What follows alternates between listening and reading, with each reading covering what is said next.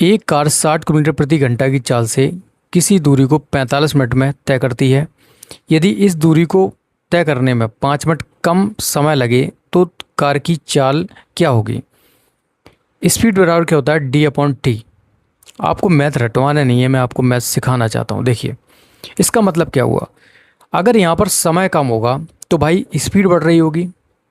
जब स्पीड बढ़ रही होगी तो हमें पता है कि उसने 5 मिनट कम समय लिया, तो मतलब स्पीड 60 से ज़्यादा होगी। दैट मीन्स सी और बी को तो हम हटा ही देंगे। अब आंसर इन दोनों में से कोई होगा। अब बताओ 60 किलोमीटर की चाल से उसने कितनी डिस्टेंस कवर की होगी भाई।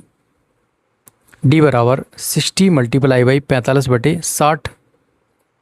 60 से 60 उड़ा दो तो क्या हो जाएगा, 45 किलोमीटर उसने डिस्टेंस कवर की होगी।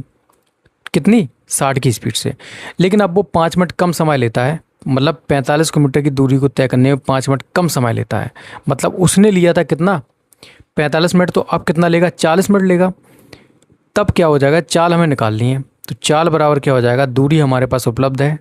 दूरी कितनी है, 45 किलोमीटर। उस समय उसने 5 मिनट कम लिया इस दूरी को तय करने में, मतलब पहले वो ले रहा था 45, तो अब कितना लेगा, 40 मिनट लिया ना, तो ये 60 कर देंगे तो ये 60 ऊपर पहुंच जाएगा भाई।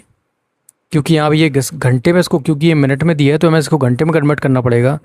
तो 45 मल्टीप्लाई बाई 60 डिवाइड बाई 40, 20 तिया 60 बिदुनी 40, ये हो जाएगा 45 तिया कितना हो जाएगा, 135/2।